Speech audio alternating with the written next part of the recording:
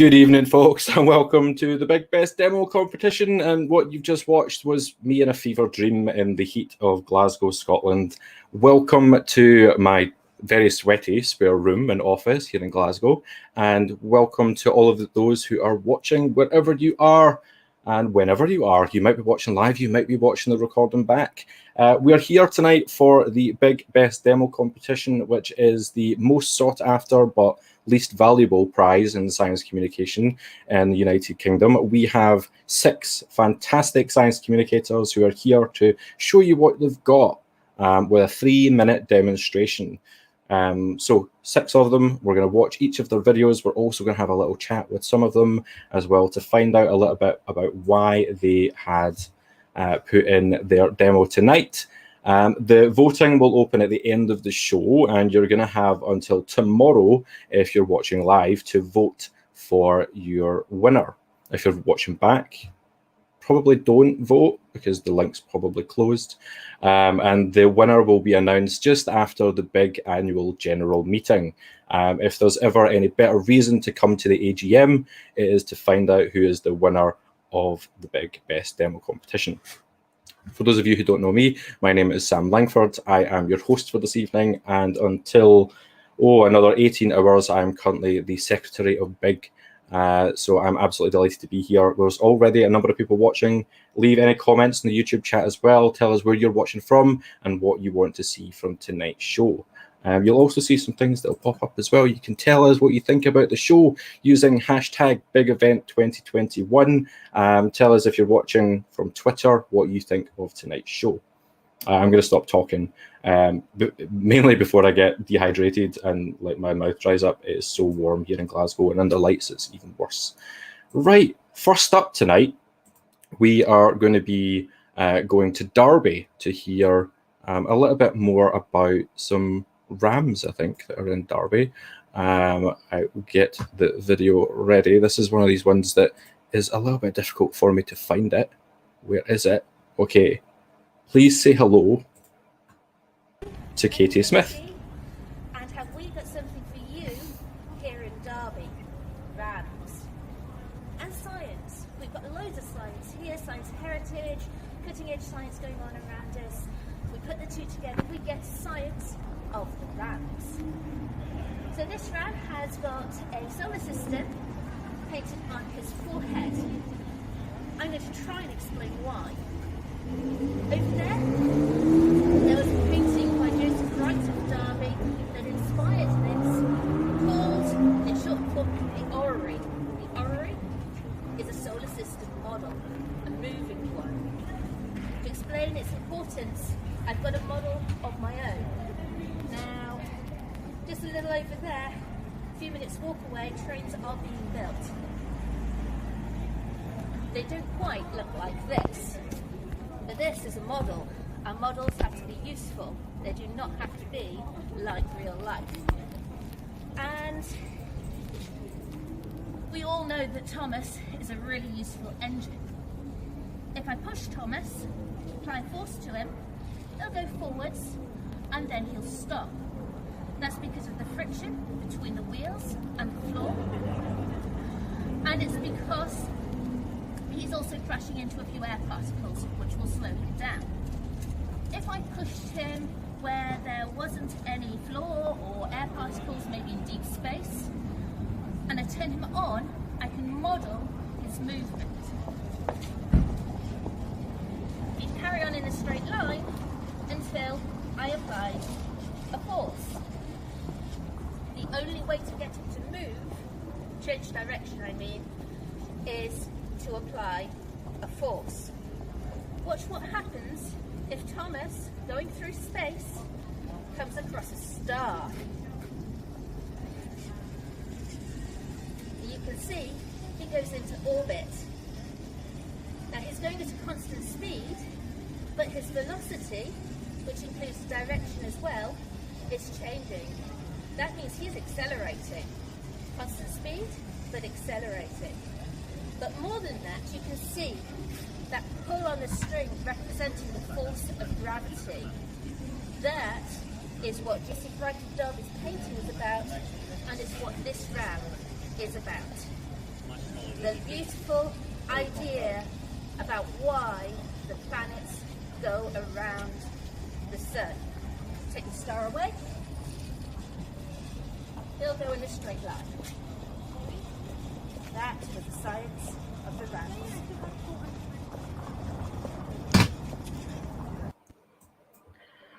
Well, I think it's time to get our first presenter in to have a little chat. What a way to start the show with a little bit of beautiful art on the streets of Derby. Say hello to Katie. Hi, Katie. Hi. Hi. So I'm going to ask you two questions very, very quickly. So the first one was, what made you decide to do that specific demonstration for us?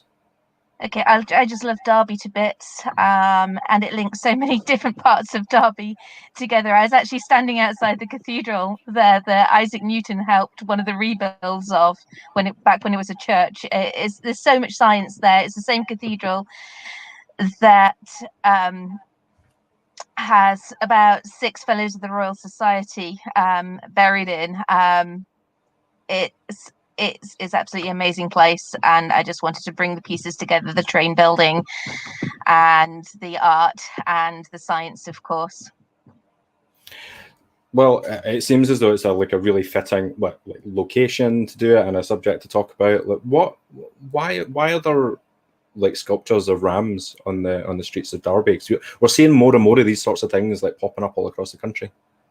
Yeah, it's a lovely little project. They're here till I think the middle of August. There's lots of them. Flamsteed has his own ram because Flamsteed's house was about 2 minutes walk away, and it's a lovely little trail that anybody can do. You've got a little app so you can collect rams. You can go on a 3-mile walk if you want them all. And they'll all be auctioned off afterwards as well. So it's a good way of raising money and having something lovely to do in the outdoors in the summer. It's great. Well, you're getting a lot of love in the comments. As you can see, people really enjoyed that, and Sarah saying it's a really cool way to talk about Joseph Bright. Getting applause from Lisa. Who's also saying about the cows around Cambridge. I've seen those as well, the models of cows. There's a stem cow that's in the middle of Cambridge. I think Jocelyn Bell Burnell has added her signature to the stem cow, plus loads of other amazing scientists. So, oh yeah, Ashley is if they're being auctioned off, anyone want to go in on a ram with me? Which that might have different connotations. That statement, Ashley. Thank you so much for helping us to open our show. I have one final question. Are you surviving in the heat of your car? Not really, no. I now know how dogs feel. Yeah. When they're left in with the windows open, it's not enough. Well, I won't keep you any longer, just so you can maybe open the door of your car and get some air in. Thank you so much for joining us for the Best Demo competition. Thank you. A really, really great way to start the show. Thank you to those of you who are joining in the comments, and we've got 30 people watching, which is great. Again, Ashley was saying that it's pretty lovely in Newcastle tonight, but Danny also saying it's less lovely when you're trapped inside a glass science centre. Yeah, I can't imagine that's great, having that huge amount of heat coming through into what is just essentially a big greenhouse. Same for the Glasgow Science Centre as well. I do sympathise with you, Danny. Right, that was number one, our first presenter tonight. We'll get cracking right on to presenter number 2. Please welcome to the stage. It is Phil Bell Young. Hello, my name is Phil Bell Young, and today we're going to be doing a sciencey magic trick. Before we get started, all I need is a volunteer, and yeah, you watching this video right now, you'll be absolutely perfect. So, now that I have my volunteer, let's move into the performance.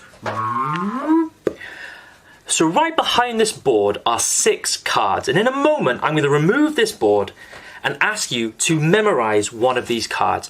Choose one and really commit it to memory. Now you're not going to have long to do this, so no pressure. Here we go. 3, 2, 1, think of one of these cards. I think that is more than enough time. So what I'm going to do now is ask you to keep thinking of that card. bring it to the forefront of your mind. And what I want you to do is start thinking of your card slowly fading away. Start with the colour fading to grey.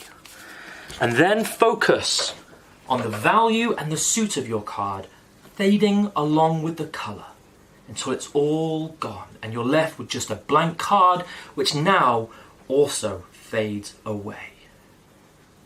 And just like that, I have made your card disappear from your own mind. Okay, that's obviously not the trick. The trick happens back down here on the table. Because as I remove these cards, not only has your card disappeared from your mind, it's also disappeared from the rest of the cards. So how was I able to make your card disappear? Well, quite easily actually. The cards you've just seen weren't the same cards that you originally saw. No, really, check it out. They might look the same, but they're all actually different cards. So the real question is, how did you not notice? Well, it's because I only asked you to focus on one card and to memorize one card. And even though you saw the rest of the cards, you didn't really notice them. You didn't really take it in. Now, this is actually an illusion and effect that is known as change blindness, which is defined as, well, the difficulty that we, the observer, have in noticing big changes in a visual scene. Speaking of visual scenes, how many of you have noticed that the poncho has changed? How many of you have noticed that my shirt has changed? You see, our brain is taking in so much visual information that it can't possibly process it all. And because of that, we tend not to notice certain aspects, especially when they change. Change blindness is a fascinating area of research that can be used to explain how drivers can become distracted behind the wheel, and even why some eyewitness statements can change after the fact. Thank you so much for listening, and have a great night. I have watched that multiple times, and I still get frustrated every single time watching it. So now I'm going to get angry and rant at Phil. Hi, Phil. Hey man, how's it going? Yeah, not too bad. I'm not lying when I say that. Like every time I'm like, I know what you're about to do to me, and I still fall for it. Like, it's a really cool. Yeah. Gets me every time. I'm in it. Why did you choose to do that demo? So that particular demonstration, I've always wanted to do ever since I saw it. I can't remember if I saw it first on a TED Talk or saw it first on the YouTube channel called Quirkology, but I've always wanted to try it. And actually, I did it a few weeks ago live on stage. I did one of my first live events at the Big Malarkey Festival in Hull, and I actually changed my T-shirt on stage in front of everyone without pretty much anyone noticing for at least two or 3 minutes. So it's kind of the inspiration there to do this trick for the big demo. But also I kind of wanted to do a little bit of an experiment, because in reading into change blindness, apparently the thing people miss the most is color. So I wanted to see how many people have actually didn't notice the shirt change, because I particularly purposely picked the loudest shirts I own to see if people would actually, if it is actually color, if is the choice of shirt something that actually made people remember it more. So, part always wanted to do it, part just wanted to see if it works just with color alone. Well, it clearly did. Is this similar to like the gorilla walking through the basketball court? Is that the same sort of thing? Yeah. It's the same. It's hard to kind of explain it all, because obviously when we're talking about the human brain, there are many different things that are affecting how we perceive the world. But change blindness, the fact that you're focusing on something makes it easier not to notice stuff. But weirdly, it's not that you're not noticing stuff. You're still actually noticing everything. It's just our short-term memory is a bit volatile. It's easy to forget things, or easy to kind of have it wiped clean. So it's not necessarily the result of a failure to actually see the thing, but to notice that it's changed, which is another thing that just blows my mind with it. So you actually did take in the shirt colors. You just didn't take it in long enough to actually know what was going on, which is just why it's such a wonderful trick. Well, I'll let people saying that is a trick, like Fergus saying, knew the trick, still completely missed it. But a lot of love for it. Like Sarah saying that was so great. Helen, nicely done. Danny, you're getting some virtual clapping. So thank you so much for taking part in the best demo competition. Well, thank you so much for me. I've always wanted to do it. It's my first time doing it. I'm over the moon.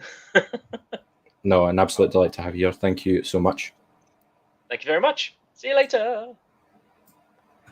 I was gonna ask, like, how do you do like the t-shirt change on stage and like get away with it? But then I guess that would maybe ruin the magic for people who might see this happen in the future. So we'll leave that unanswered for now. Right, cracking on with the show. What a cracking start it is by having Katie and Phil so far. We're now going to talk about something slightly different with our next presenter. Please welcome to the stage for turning on a light bulb. It is Claudia Antolini. How do we generate an idea in science? Let's start from a light bulb. Let's turn on this light bulb, and we can use electricity for that. Fairly easy, fairly straightforward. Need a power source, so I have some batteries. And then I'm going to need something to join the batteries with the light bulb. How do I choose that? Well, in physics, we classify materials based on how good of conductors they are. A good conductor will let electricity go through it, whereas a poor conductor won't. Poor conductors are also called insulators. A material is a good conductor based on its physical and chemical composition and structure. When I have a good conductor, I can let a current go through it. Generally, metals are really, really good conductors, and you will find that most wiring in your house will be made of copper, because copper is an excellent conductor. But how about I want to look for something different? I want to discover something else, a new material. I want to explore different properties. This is what we do in science, right? So here I have some dough, and it's a lot of fun. You can make lots of different shapes with it, but can I also use to conduct electricity? Maybe the first thing that we would think is no, doesn't look or feel like a metal, right? But we can also try it out for ourselves. So here I have my LED, my power source, two little pieces of Play-Doh. They must not touch each other because we don't want a short circuit. When I complete the circuit, the LED actually turns on.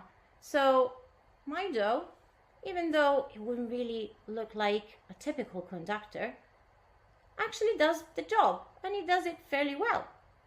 So I've expanded my horizons. I've thought about something new, and that's how I turned on my light bulb, physically and metaphorically as well. This way of thinking about solving a problem is for sure very helpful in science, but it's actually very similar to how I think about being queer. Being queer to me is about expanding horizons, abandoning any sort of prejudice, and thinking outside of the box, finding new creative solutions so that we can all exist in our unique individualities. So being queer and being a scientist actually have a lot in common. So I invite you to join the queer side of science. Resistance is futile. The queer agenda coming into the big demo competition tonight. I didn't expect to see that. Let's explore it a little bit more with Claudia. Hello. Hello. How are you doing? Well, all good, considering I just received a COVID notification that I have to self-isolate. Hanging in there. Well, there's worse ways to spend your evening after getting that. So thank you so much for being here in spite of all that. What made you decide to do that demonstration tonight? This is something I've been doing during the pandemic as an online activity. So we've been posting kits to kids, and so we would send them dough and batteries and power packs and wire and all this good stuff, and then we would build circuits with Play-Doh together. So it was something fun. Actually, the real reason is because someone suggested it in the chat at a session like last week, and you said, "Oh yeah, totally compete for this." And I thought, well, okay, like why not, right? And then I started thinking the reason why I really like this demo is that it really pushes you to look further. We in science communication, we tend to really look for this wow factor, right? And we tend to look for it with explosions and fire and, you know, huge things. And actually the wow factor can be something so small, like using something that you have in front of you in your daily life every single day and look at it in a different way. And I feel like this is what this experiment does. No one would ever think that I have a squishy thing that we use for playing, and it actually conducts electricity, and it allows you to explore so much. And then I thought about how this is really our thinking process when we are let free to explore our identities, that we stop looking at things the way that we did the day before, and we're like, okay, what if I could be anything? So I thought that's why I thought I would compete. Well, I'm really glad that you decided to. I really liked the segue into thinking creatively and then thinking into your own kind of individuality as well. And you're getting, of course, is like very, very glad to see the queer science agenda. You're getting lots of love for that. And then Helen getting deep with, aren't we all isolating? Well, yes, but aren't we all also conducting? Aren't we taking circuits, you know, circulating love and knowledge and self-esteem? We're getting very philosophical on tonight's show. But that's how you know I'm competing. Thank you so much for deciding to take part. I'm glad that peer pressure in a session last week convinced you to take part as well. Oh, and also I'm going to post in the YouTube chat the link for making your dough. I have the recipe for making both the conductive dough and the insulating one. It's on the YouTube chat right now. So if you open the Google Doc, you can make it yourself and you can work out why it conducts so well. And I just need to point out, just in the interest of fairness, that like links to instruction leaflets are not bribes in any way for votes. I would never. Not at all. Right. Thank you so much, Claudia. I will see you soon. We're halfway through. Some really great demonstrations so far. What a great show it has been so far.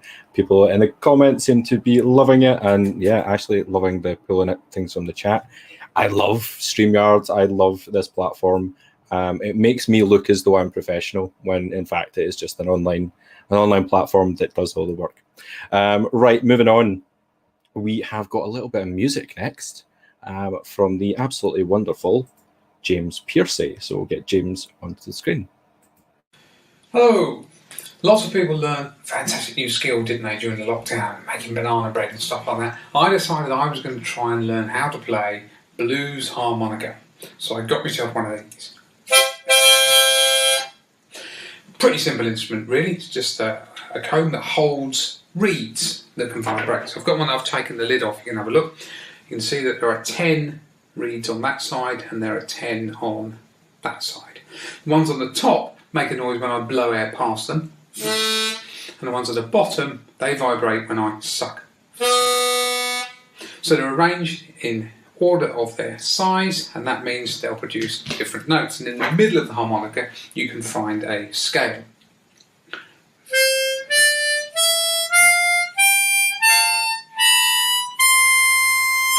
Dang, there it is. So obviously we'll be able to play tunes, won't we? Except I went to play blues harmonica. And in blues music the scale isn't the same as the one that I just played to you. It's got some flatted notes in there. And those notes, well, they're not there. Those reeds don't exist. You can't find those notes. But you can do something a bit clever. You can play the harp in a different key. So this harmonica is in the key of C, but I'm going to play it in G. So I'm going to start not on number 4, but on sucking number 2, down there, which is G. And if I start my scale there, I still haven't got the notes that I need. But here's the interesting thing, I can make them. Because I can get these reeds to vibrate differently and produce different pitches of notes. So have a listen to this. Yeah, that's the same hole I'm drawing, but I'm changing where my tongue is in my mouth, and you can hear the pitch goes down. Yeah. And that's one of the notes that I need for my blues scale. I can find another one on number 3. Yeah. So by choosing those things, you get it, but it's hard. You have to have your tongue in exactly the right position, and that position is different for the different holes because the reeds are different lengths, and the same hole on a different key harmonica will be a different position over your tongue. What's happening when you bend it is actually both reeds, the top one and the bottom one, are both vibrating together, and the amount of change in pitch you can get depends on how much difference there is between the blow note and the draw note. So it's a hard skill as well as some weird physics. And I've been trying to do it for about a year now, I guess, and well, I suppose I'm getting there.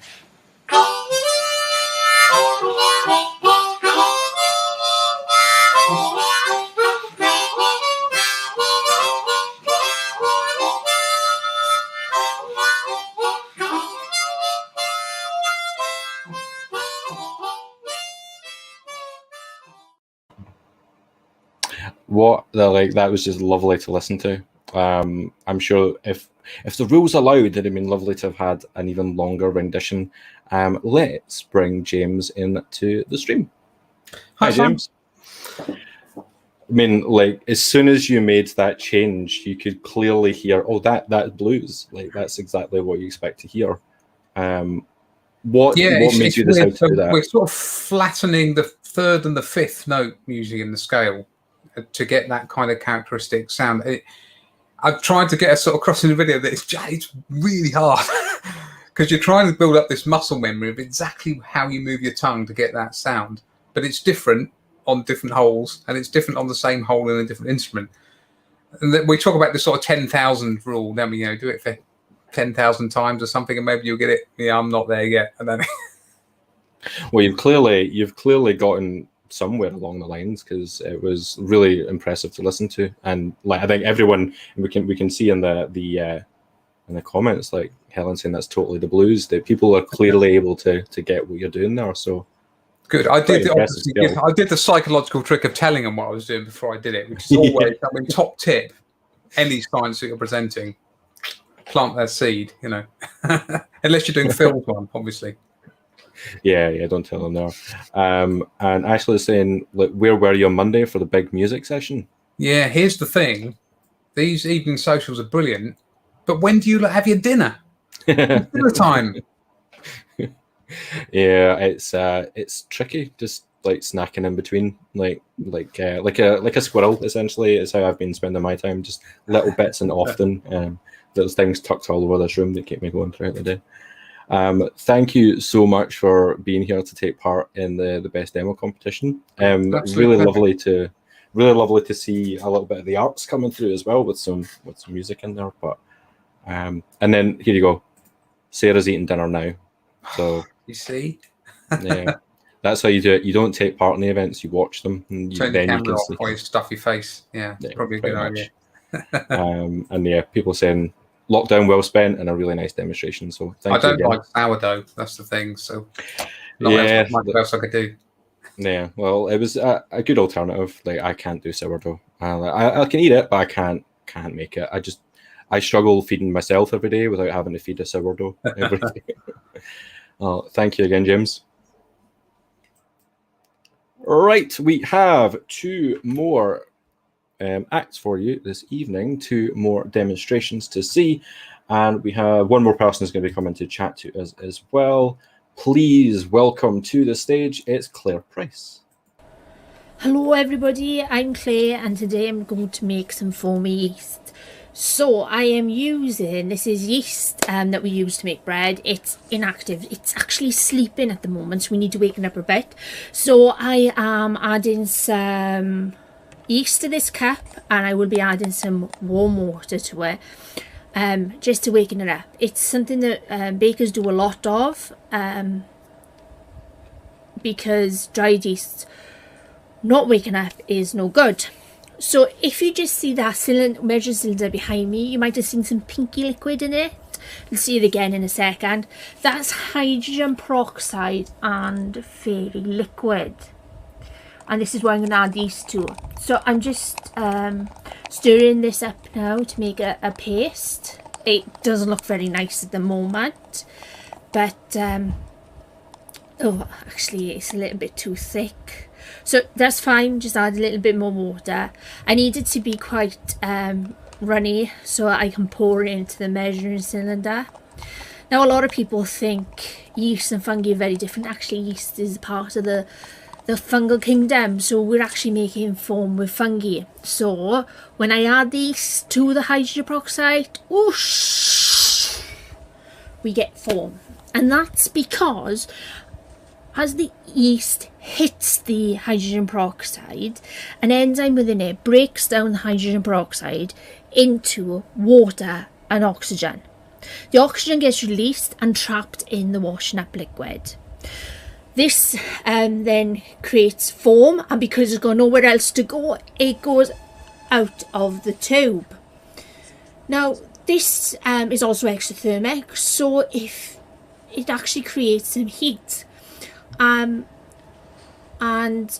actually, if you touch this, which is completely safe to touch because it's now water and oxygen, it actually feels like a warm bath. And we can use this power of yeast to make new things. Thanks for watching. Well, we went from talking about sourdough straight into some chat about yeast. So that was like a really good segue. And let us bring Claire onto the stream. Hi, Claire. Hi, yeah, all right. I'm not too bad. How are you? Oh, all right. I feel a bit embarrassed now because I always sound like I should be at a nice Steadford when I hear myself speak.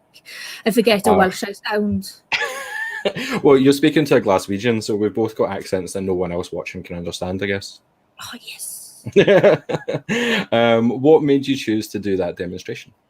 Because yeast is the greatest thing ever. Like, we talked about sourdough, and when you think of yeast, you think of sourdough, you think of bread, you think of beer, you think of wine, even cheese. But you can do so much more other things with yeast, and so that's just an example of the things you can do. You can humanize yeast, so put human genes into yeast and everything. It's like the coolest thing ever. You can humanize yeast? Yeah. So one of the big things that you can do is you can put, because yeasts, although they're very, very small and unicellular, they're very much like us in the pathways they have. And so you can take genes from humans and put them in, and you can humanize them essentially. They don't grow like limbs or anything, but if you want to try drugs like for Parkinson's disease, they're the greatest thing ever. Oh, I did not know that. Like, and then like it did make me worried when you said like the phrase "the fungal kingdom" like did make me laugh. But then when you're saying about humanizing yeast, it's like, are they all going to take over, or are we going to have yeast rising up to take over humans? But from the sound of it, no. No, but when you think of it, the fungal kingdom is one of the largest we got. In one species of fungi, there's like 60,000 different types of fungi that we know of that's in that one sort of subset. And like, do we have an estimate for how many actual species there might be, or is it just hundreds of thousands? But we don't know because we don't know all of them yet. That's the cool thing about them. But it's so much more to discover. Yeah, and they do everything from cause human infections to, you know, we can eat them from mushrooms. We can go to the greengrocers and eat them. There's like, that's how like mad and yeast and fungi are. Well, people have loved what they've seen. Claudia, obviously, who was just here talking about conductive dough, has said that you've had conductive dough and now explosive yeast. Maybe there needs to be like a combination of the two at some point. I don't know what that would be, but maybe we can make something really exciting with the two of them coming together. Thank you so much for coming to take part in the Big Best Demo competition. My pleasure. And hopefully you're not like roasting alive where you are, just like I am here in Glasgow. How's the weather where you are? Absolutely dying. We've got one of those warning systems, like the first ever extreme warning in South Wales. So, you know. Oh, lovely. Absolutely lovely. Well, hopefully it doesn't last for too much longer for all of us. And thank you again for coming to take part. My pleasure. Thank you. Bye-bye. We're almost at the end. We've got one more demonstration to come up, but no one else has mentioned it in the chat except for one person. Emma, she spied a shirt change. Yeah, getting in there like Phil. I swapped my t-shirt in between two demonstrations, taking little notes. Did anyone notice? No, one person. We have one more demonstration for tonight's show. A little bit more music this time. A little bit of electrifying music as we welcome to your screens Ian Dunn.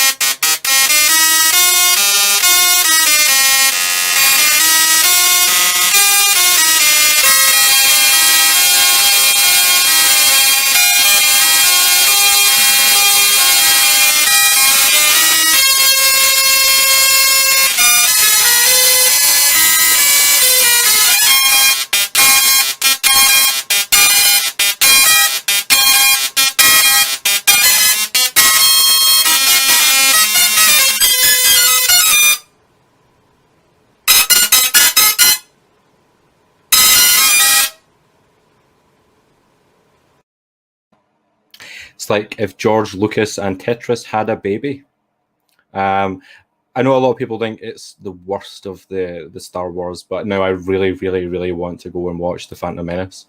Thank you so much to Ian for putting in that demonstration as well. Everyone loves a Tesla coil, right? What a fantastic way to end our show. James also saying that he saw the t-shirt change but thought I might be sweaty, so didn't want to stay, which is fair. I definitely am. You don't want to see what that t-shirt looks like now. The darker t-shirts don't show that up. Thank you so much to everyone who has entered to be part of the best demo competition for Big this year. I'm sure you'll all agree that every single person smashed it out the park. It was a fantastic way for this competition to go. And now I can say that voting is open. there is a link going into the chat right now, and that is your voting link for the best demo competition. You get to vote for one person to be your winner to win, as I said earlier, the least valuable but most sought after prize in UK science communication. This will stay open until after the big AGM tomorrow. So if you're watching live, go get your votes in now. If you watch it back a little bit later, then you should still have until about 12 p.m. on the 22nd of July 2021. Don't vote after that time, as you may still be charged. No. Don't vote after that time, because the link will be closed and you won't be able to vote. Thank you so much to everyone who's been watching along. And anything else I want to say? Yeah, the AGM is tomorrow for BIG, the annual general meeting, and the election of our new committee, and the Beetlestone Award as well. So please do come along. And as Ashley says, there is a trophy and everything. So there's things that are up for grabs. Thank you, everyone. Have a lovely rest of your evening. Try not to melt into puddles wherever you are. It is really, really hot. Take care.